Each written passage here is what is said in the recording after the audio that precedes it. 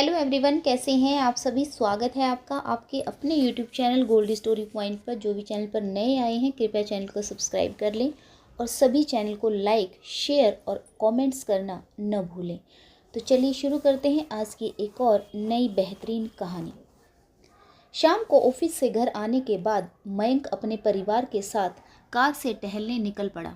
मयंक के साथ उसकी पत्नी स्नेह भी थी, जो 2 साल के अंशु को गोद में लेकर बैठी थी। मयंक का हाथ कार के स्टीयरिंग पर था और उसे बहुत धीमी रफ्तार से चला रहा था। अचानक उसकी नज़र सड़क पार करती एक जवान औरत पर पड़ी। एकाएक उसके दिल की धड़कनें बढ़ गई। उसने कार की रफ्तार को और भी धीमा कर दिया और उस औरत को गौर से देखने लगा। क्या बात है? मयंक ने ऐसा कहा तो स्नेहा ने जिज्ञासावश पूछा, क्या देख रहे हैं आप? मैं उस औरत को देख रहा हूँ, मयंक ने उस औरत की ओर इशारा करते हुए कहा। क्यों, कोई खास बात है क्या? स्नेहा ने पूछा। हाँ है, मयंक ने कहा। एक लंबी कहानी है इसकी। उस कहानी का एक पात्र खुद मैं भी हूँ। अच्छा? एक अविश्वास भरी हैरानी से स्नेहा का मुंह खुला का खुला रह गया। थोड़ी देर में मयंक ने कार की रफ्तार बढ़ा दी और आगे निकल गया। मयंक इस शहर में अभी नया नया जिला जज बनकर आया था। उसे यहाँ रहने के लिए एक सरकारी बंगला मिला हुआ था। वह सपरिवार यानी स्नेह और 2 साल के अंशु के साथ रहने लगा था। रात जब वे खाना खाने बैठे तो स्नेह ने उसी सवाल को दोहराया। कौन थी वह औरत? मयंक का दिल धक से बैठ गया, पर उसे खुद पर कंट्रोल करके मयंक बोला, आजकल उस औरत का एक केस मेरी अदालत में चल रहा है। तलाक का मामला है।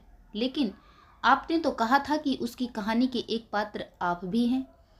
हाँ, मैंने तब तो कहा था, लेकिन इस समय मेरे सिर में दर्द हो रहा है, मुझे आराम करने दो। मयंक की आवाज़ में कुछ झुंझुलाहट सी थी। स्नेहा के मन में मची उथल पुथल को मयंक बखूबी समझ रहा था। औरत के मन में शक की उपज स्वाभाविक होती है। मयंक टाल तो गया, पर वह औरत अब भी उसकी यादों में छाई रही।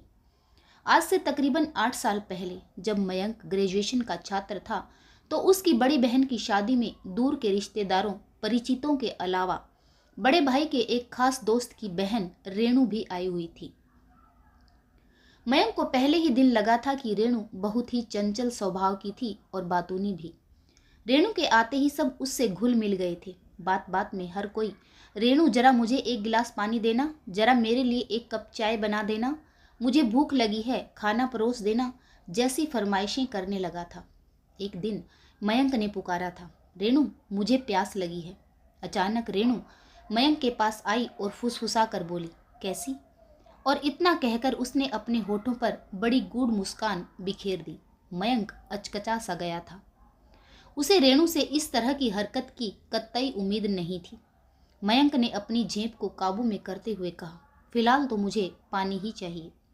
रेणु ने पानी दिया और उसी दिन थोड़ा एकांत पाते ही उसने कहा, मयंक तुम मुझसे इतना कतराते क्यों हो? क्या मैं तुम्हें अच्छी नहीं लगती? नहीं कहने के बजाय मयंक के मुंह से निकला था, क्यों नहीं? लेकिन उसी दिन से उन दोनों के बीच ऐसी निजी बातों का सिलसिला चल पड़ा था। लगा जैसे सारी दुनिया खत्म होती जा रही थी। मयंक भी रेणु की बातों में दिलचस्पी लेने लगा था। रेणु ने एक दिन मयंक के सामने शादी करने का प्रस्ताव रख दिया। मयंक, मैं चाहती हूँ कि हम दोनों जीवन भर एक दूसरे के बने रहें। क्या? मयंक की हैरानी लाजमी थी। हाँ मयंक, अगर मेरी शादी तुमसे नहीं हुई तो मैं जिंदगी भर कुंवारी ही रहूंगी, रेणु ने कहा। तो ऐसा लगा जैसे उसके आंसू छलक पड़ेंगे। मयंक थोड़ी देर तो चुप रहा था, लेकिन कुछ ही पलों में उसके दिल में रेणु के लिए प्यार उमड़ पड़ा था। वह उसे वचन दे बैठा, रेणु अगर तुमने सचमुच सच्चे प्यार की भावना है तो मैं जिंदगी भर तुम्हारा साथ निभाऊंगा। यह सुनते ही रेणु मयंक से लिपट गई। मुझे तुमसे ऐसी ही उम्मीद थी, रेणु बुदबुदाई। मयंक का एक दोस्त विनय भी शादी से कुछ दिन पहले ही हाथ बटाने के लिए वहां आ गया था। विनय बहुत सुंदर और सजीला लड़का था। रेणु पहली नज़र में ही विनय की तरफ आकर्षित हो गई, जबकि वह मयंक को भी अपने प्रेम जाल में फंसा चुकी थी। एक दिन मयंक की मां ने विनय से शादी का कुछ सामान लाने को कहा। रेणु भी अपने आप तैयार हो गई। क्या मैं भी विनय के साथ चली जाऊं? इनके रास्ते में ही महमूदपुर पड़ेगा।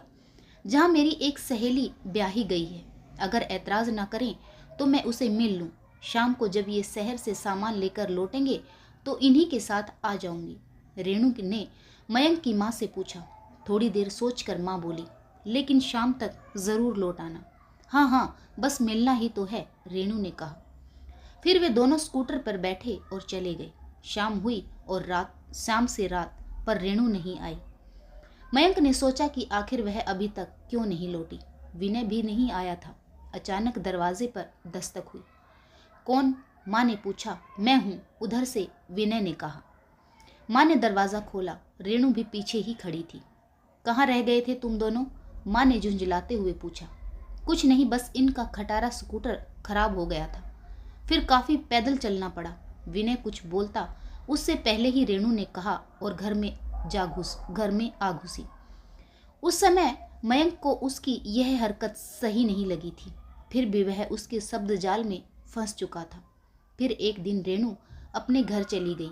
कई दिनों तक मयंक को कुछ भी अच्छा नहीं लगा। घर में जाने की इच्छा भी नहीं होती थी। हर जगह उसी की यादें बिखरी हुई मालूम पड़ती थी।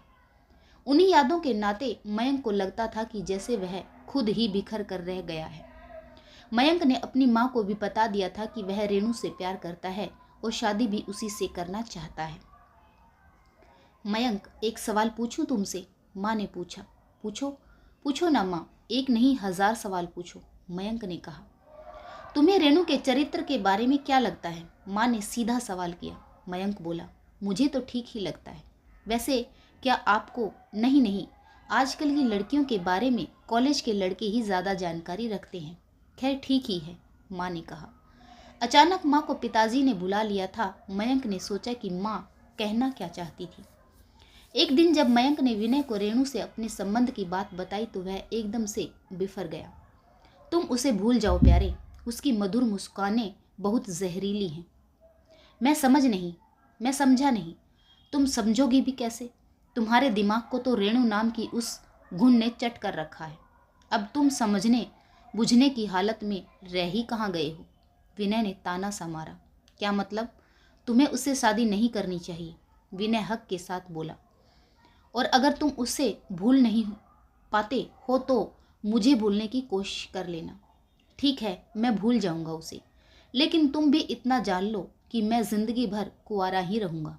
मयंक थोड़ा भावुक हो उठा। आखिर तुमने उसके अंदर क्या देखा है जो उसके लिए इतना बड़ा त्याग करने को तैयार हो? मयंक ने कहा।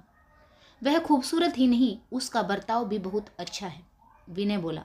बस यही नहीं है उसमें, बाकी सब कुछ हो भी तो क्या फर्क पड़ता है? क्या? हाँ मयंक, उसका चरित्र सही नहीं है। अच्छा बताओ, तुम्हें वह दिन याद है ना जब रेणु मेरे साथ महमूदपुर गई थी? हाँ याद तो है। मेरा स्कूटर खराब हो गया था और मैं देर रात वापस लौटा था। हाँ यह भी याद है। और भी जल्दी आ सकता था, पर वह देरी रेणु ने जानबूझकर की थी। मयंक हैरानी से विनय का मुंह ताकने लगा। लेकिन उसको भी तो आना था तुम्हारे साथ, और तुम्हें आने में देर हो गई थी क्योंकि तुम्हारी स्कूटर खराब हो गई थी। मयंक अपने अंदर हैरानी समेटे बोल रहा था। अब इतने नादान तो हो नहीं तुम कि तुम्हें मतलब समझाना पड़े। तो क्या रेणु ऐसी? जी हाँ, ऐसी ही है रेणु, विनय ने आगे कहा। उसकी उन गलत इच्छाओं के आगे मुझे मजबूर होना पड़ा था क्योंकि वह किसी भी हद तक जा चुकी थी। वह बोलता जा रहा था। मैं इसके बारे में कभी भी कुछ भी नहीं कहता अगर आज अपने सबसे अच्छे और इकलौते दोस्त की जिंदगी के इतने बड़े फैसले का धर्म संकट सामने ना आ खड़ा होता। विनय की बातें मयंक के कानों में जहर घोल रही थी और वह खुद को ठगा हुआ सा महसूस कर रहा था। मुझे क्या पता था कि वह पहले ही मेरे दोस्त को अपने प्रेम जाल में फंसा चुकी है। मयंक ने सोचा कि अपने इस सवाल का जवाब वह खुद रेणु से लेगा, पर इसकी नौबत नहीं आने पाई। उसे जल्दी ही सुना कि रेणु का किसी से प्रेम विवाह हो गया है। इधर मयंक के लिए भी कोई रिश्ता आया। उसने माँ बाप के फैसले को सिर्फ उनकी खुशी के लिए अपनी रजामंदी दे दी। सुसंस्कारों में पली बड़ी स्नेह मयंक के घर में सबको भाती थी। जब वह जिला जज इस जिले में आने लगा तो माँ ने स्नेह से हंसते हुए कहा, मेरे और अपने दोनों बेटों का ख्याल रखना। बहू रानी, जी माँ, स्नेह ने भी हंसकर ही कहा था, जो माँ के लिए बहू के बजाय उनकी लाडली बेटी भी थी। आज रेणु से मयंक का सामना वक्त ने उस मुकाम पर आकर कराया जहां वह मयंक की ही अदालत में एक गुनहगार की तरह खड़ी थी। उसके पति ने उस पर किसी और से संबंध होने की बात पर तलाक मांगा था। रेणु आई, मयंक भी। जिला जज से पहले वहां एक नेक दिल इंसान ही था, इसलिए अपनी ही उलझनों की सिकन महसूस करते हुए वह भी उसके सामने अपनी कुर्सी पर बैठा। आज रेणु का चेहरा बहुत ही बुझा हुआ था। मयंक को उसका अल्हड़पन याद आया, पर उसकी जिंदगी में खुशियों का जरा भी दीदार नहीं हो सका। बहस के दौरान रेणु ज्यादातर चुप ही बनी रही और अपनी गलतियों को मानकर आगे ऐसा कुछ न करने के लिए कहा।